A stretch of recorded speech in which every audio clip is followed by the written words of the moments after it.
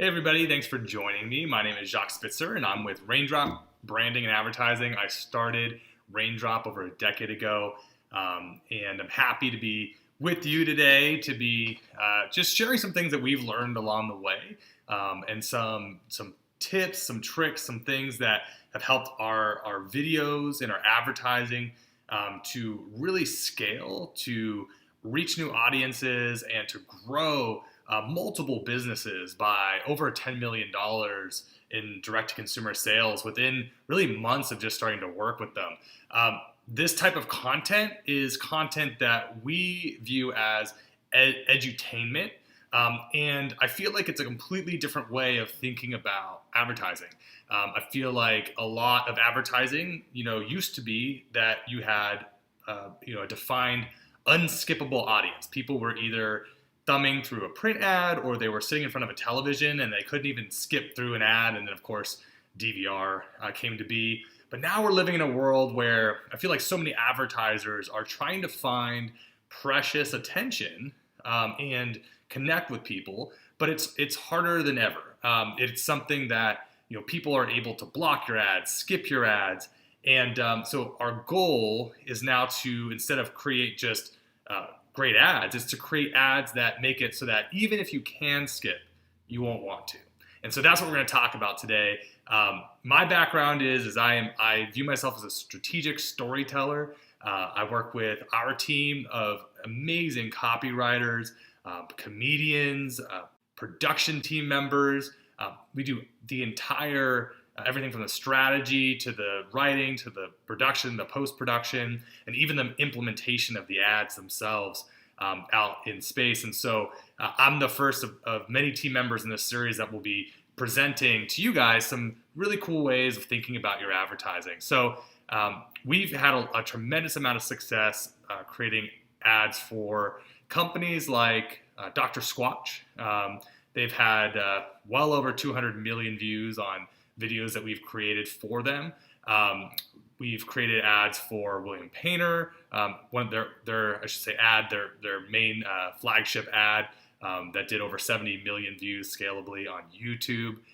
We have done ads for groups like Crossrope, Omigo, Works Power Tools, and so many others over the years. And it's been so fun to see their brands growing and thriving. And so in this webinar, I'm going to be talking about what's working right now when it comes to creating video ads. First, how to structure your video ads to maximize your success. I'm also going to show you some examples of ads and some attention grabbers that have really worked for us to get you thinking and creating what could work for you. Tips for connecting with people and holding and keeping their attention. And then some really important thoughts on how to get them to ultimately say yes and click the buy button. All right, let's do this. So let's start with the good news. I like good news. 45% of people watch more than an hour of Facebook or YouTube videos a week. Or if you're me, I'm a student of the game. I love my Instagram, my Facebook, my YouTube videos, and now I'm on TikTok a couple hours a week. I love video. I love video consumption. I love skits. I love advertising. I don't know about you guys, but I spend a lot of time consuming internet video, and so I definitely resonate with the statistic. Now, the bad news, or not so good news, or something to be aware of, is that there's more video content uploaded just in the last 30 days than major U.S. television networks have created in 30 years. That's 3 decades. So the velocity at which content is being made is greater than ever. So what does this mean for your advertising? It means that you have to break through the noise. You have to think about these 4 pillars. You need to think about how you're visually breaking through the noise. Why am I going to stop scrolling? Why am I going to not skip? Compelling storytelling, grabbing people's attention, but not only grabbing it, but honoring their attention. What are you giving to them? Whether it be knowledge, a laugh, a smile. There's a reason that even as we're looking at the landscape right now, memes are so popular, and it's because people are looking for that quick dopamine hit that just makes their day brighter. And you have the opportunity with your advertising to deliver on that. So this is what we call a traditional story arc. When we have new members join our team, it's one of the first things that we have to kind of unteach, because the traditional storyline is how you tell stories. It's how, think of it like this. It's when you read a book or when you watch a television show or when you tell your friend a story, this is a traditional story arc. This is how you tell a story. You have some sort of lead in, you have a build, and then somewhere in the back half or middle, you have some sort of climax or big reveal. If you were to talk about the fact that, you got arrested, you would say, hey, I got arrested, it all started when, or you would start the story and then reveal later that you got arrested.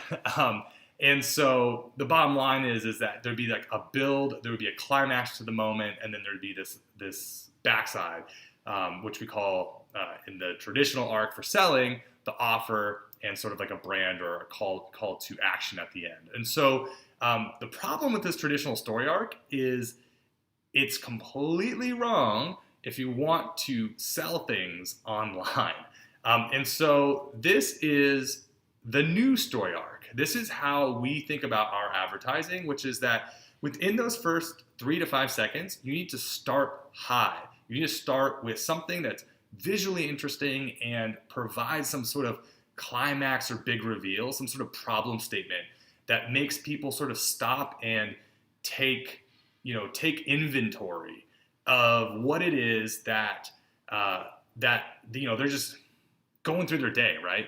And so when you're just going through your day, you want something that's going to make them pause, think, and ponder something. And so here's a couple examples of some of our video openings that have really been good at hooking people in and making them stop and pay attention. Listen up, the soap you shower with, it's you probably haven't even questioned what bar of soap you lather up with. Let's face it, most guys don't. They're still using whatever bar their mommy bought for her little man. Is that what you want? To smell like mama's little man? Ugh. Do you want a perfect lawn? Does a sloppy yard make you want to just... Me too. Yard work is hard work, but it doesn't have to be. This is the GT Revolution. Your face is your moneymaker, so why would you pair it with cheap plastic? And why does some plastic cost $500? It's time for you to rethink your face. Man, I look good. Wearing a watch feels great, until you realize you're wearing a basic watch like everyone else. Just another sheep in a flock of minimalist, overpriced, and downright boring timepieces. And then we have the offer or resolution, which happens sort of as a call to action where you're asking people to take some sort of action, right? Maybe they haven't yet, but you've asked them the first time. And then we have more product demonstration and an explanation. One of the things I love about Works, which is one of our clients, is that they cut their teeth on infomercials, 30-minute long infomercials. And if you ever watch an infomercial, you'll notice that they do a great job of showing you a way that a tool can be used. And right when you think you have the product pegged, they will show you 3 more ways you haven't thought to use it. So if it's a leaf blower and it also like vacuums up leaves, they'll show how you can use that with leaves. And then all of a sudden it's like, oh, did you realize that if you have confetti you've popped at your party, you can vacuum that off the floor? Oh, you need to blow off the soot from your roof. Perfect. I'll just blow off some dust from my roof using the blower. So it's sort of like as soon as you think you have all the ways you're going to use it pegged, people give you more uses or more reasons to go deeper with that brand. And then, of course, you'll want a very strong call to action at the end. So you can see just how different those arcs are and how I would argue 95 to 98% of people are just fundamentally getting that story arc wrong. And I thought for the sake of being thorough, I would explain that there's also some other arcs. We call it the explainer arc, the product demo arc, and the straight offer arc. It is okay to have a straight offer or something that's very product demo focused. Let me show you a couple examples of ads that do that well. Meet Crossrope, the most efficient way to fit in your fitness. With interchangeable weighted ropes, fast clip design and lightweight grips, and a free fitness app with hundreds of cardio, strength, HIIT, and full body workouts. you can do from your living room, garage, or backyard in under 30 minutes. No need to buy expensive, bulky equipment or spend hours on a treadmill. Crossrope burns more calories, engages more muscles, takes up less space, and already has thousands of people jumping into their fitness. Jump into a fun, more efficient way to stay healthy. Jump in with Crossrope.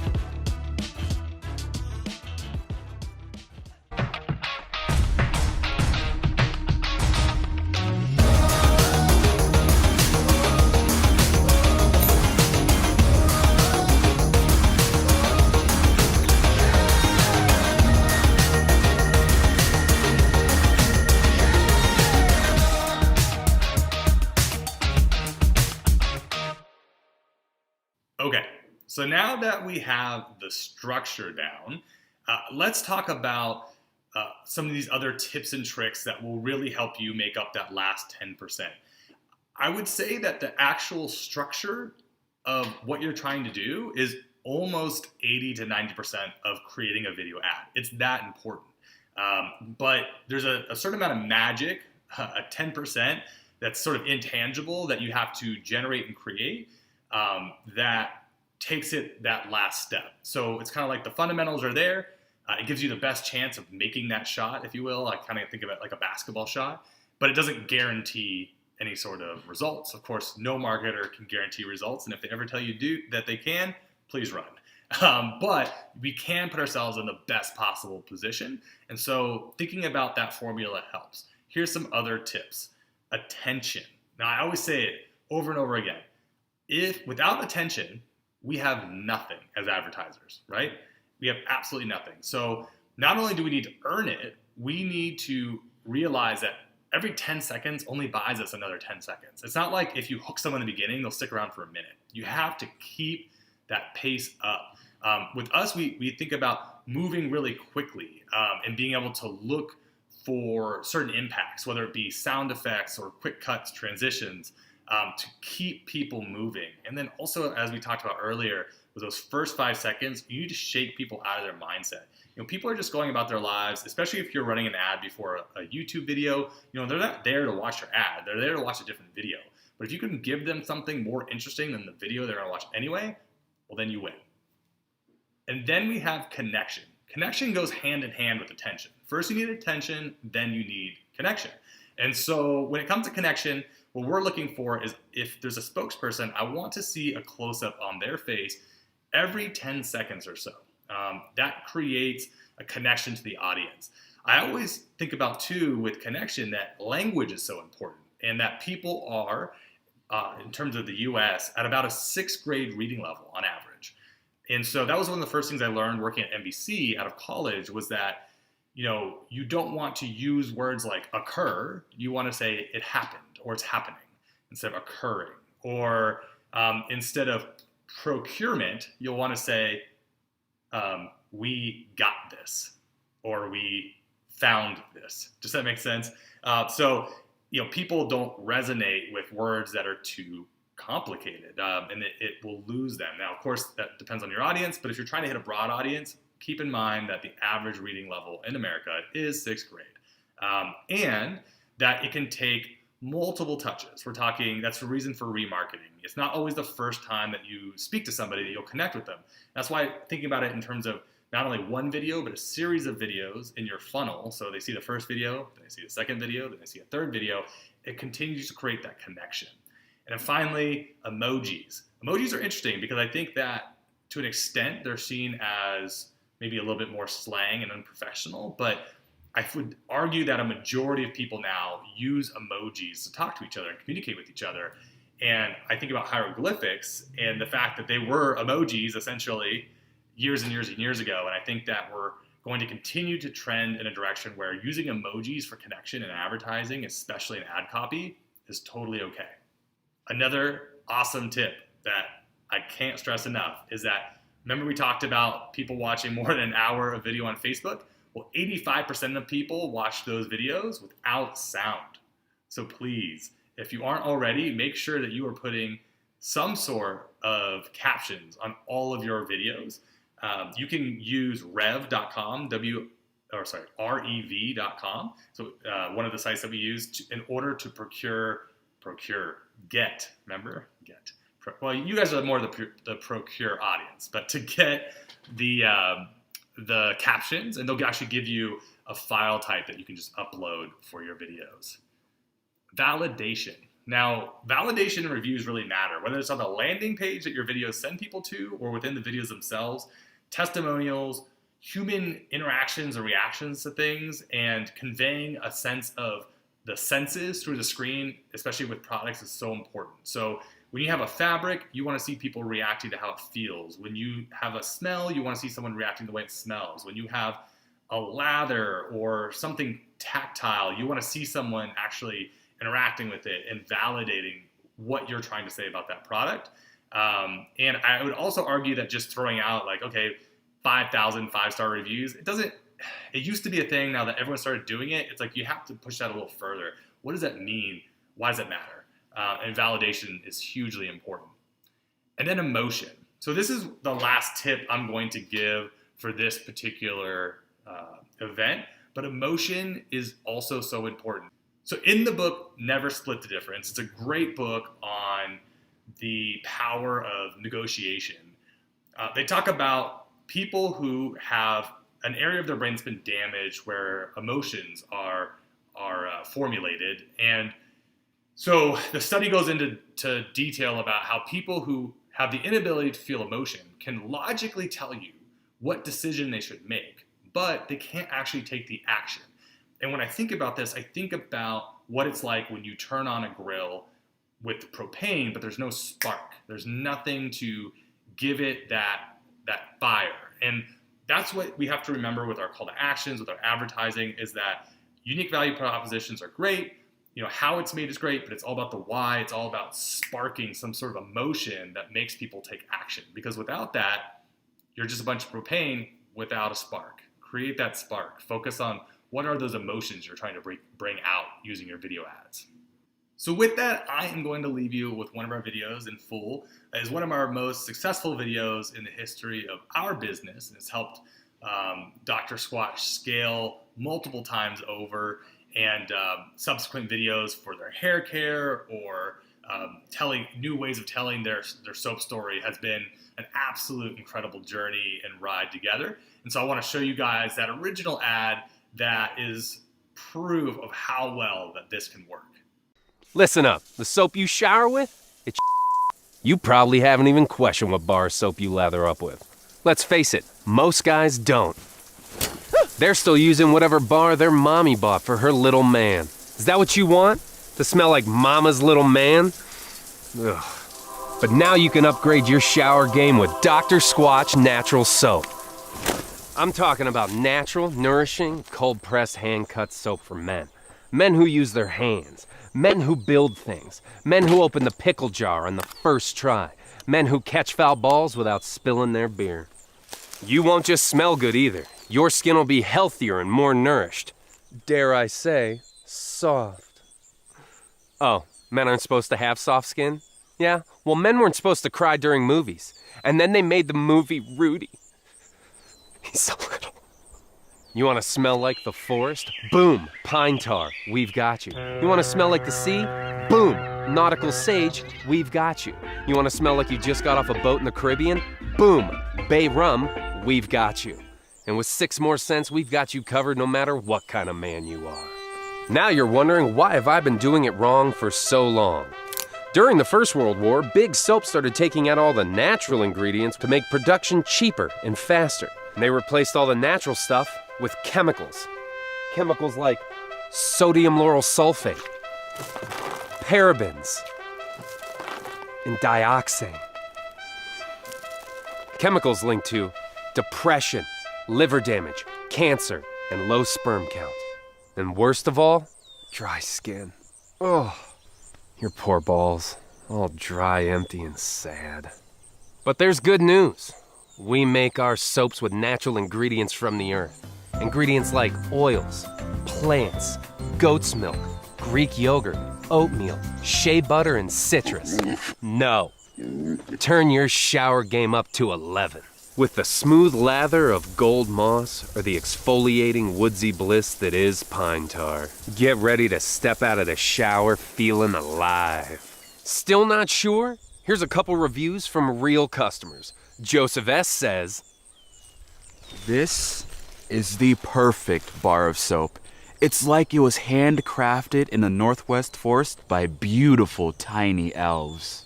oh, tiny elves isn't enough for you? Well, here's another review from Michael A. It makes you feel like you just stepped out of a mountain stream, and Squatch was there to hand you the towel. It's time for you to get the right tool for the job, because you're worth it, my friend. We ship it right to your door. And with a 100% satisfaction guarantee, if it's not the best bar of soap you've ever used, it's on us. Tens of thousands of men already soapscribe, which means that every month fresh new bars of Squatch show up at their door. Click the link for Dr. Squatch Natural Soap. Real soap for real men. Or don't, and continue to be mommy's little helper. That's a wrap. All right, nice. Yeah. Nice. Did he click it yet? Did he click the link? He hasn't clicked the link? I would have when I heard about the dry, sad balls. Oof. Man, what's this guy doing? Click the link, man. Step up your shower game. All right, so there you have it.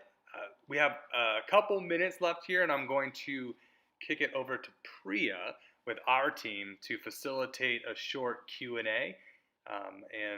So we'll do that now.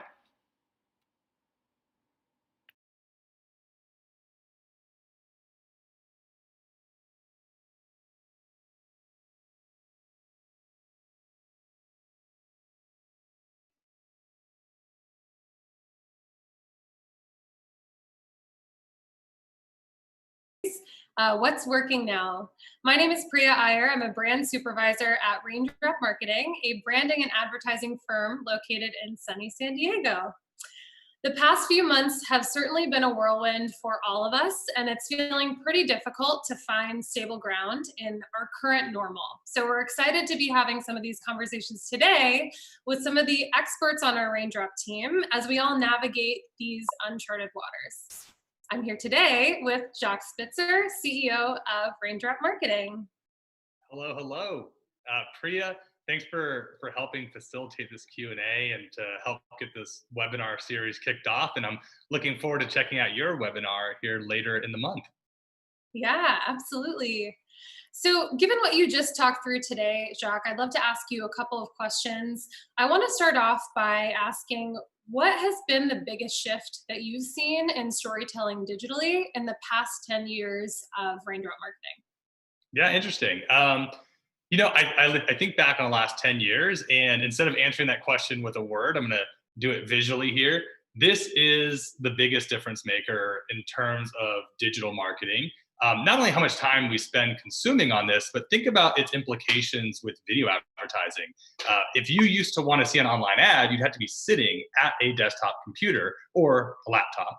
And now you're able to watch videos. You can watch YouTube, Facebook, TikTok videos in your car, moving at 70 miles an hour. Hopefully you're obeying the speed limit. You can watch it on your couch.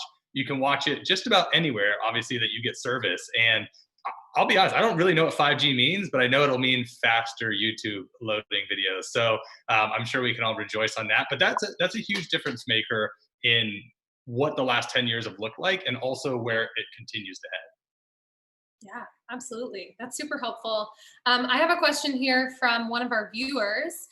Is there an ideal amount of time that you suggest a story arc should be packed into, whether it be a 10-second clip, maybe a 3-minute commercial, 30-minute infomercial? What do you kind of see as that sweet spot in length? Yeah, that's really interesting. So what we see, it was funny when we started making these commercials, the anchor videos, which is the longer form commercials, which tend to be somewhere between 2 minutes to 3.5 minutes. Most people's initial reactions were, wow, that seems really long. Do people actually sit through this? Do they actually watch this? And the answer is yes. But here's what's more important is that people that are really interested in following the storyline end up consuming, let's say 1.5 minutes, 2 minutes, 3 minutes of that video. And they go from potentially never having heard about your product or your brand to knowing your brand by name, and it costs you like 3 cents to reach them. So it's so hard to take people from never having heard about you to potentially buying off the first ad. It's kind of this elusive thing in marketing that these videos have the opportunity to do. I'd argue it's nearly impossible. It's very, very difficult to have a 10-second video that is going to give people enough information to get them to buy the first time. And our team does a great job of figuring out how long someone has watched that video. And if they've watched 50% or more of the video, we can give them a new advertisement that's maybe shorter and gets right to the point on the product values or to the call to action. And again, it creates people who have never heard of you. We call that top of the funnel. And I know Heather and Tanner are going to talk about that next week, but it creates an opportunity for people to engage with your brand longer. So we make videos of all different lengths. We have the first interaction typically be a longer interaction, but then as you go, they get shorter and shorter and more direct. So hopefully that helps. But that's the concept of why some of them are longer. Yeah, that's great. Along similar lines, another question from one of our viewers. Do you believe an ad can be run across multiple social media platforms without adjustment, or should we think about tailoring ads to specific platforms? So we have Facebook, Instagram, TikTok, Twitter. The space has a multitude of opportunities. So how do you see tailoring that content, or do you see a consistent message as maybe a stronger approach? So I'm trying to think. We don't really have any. Okay. So I think the first thing to say is the variance can be in length.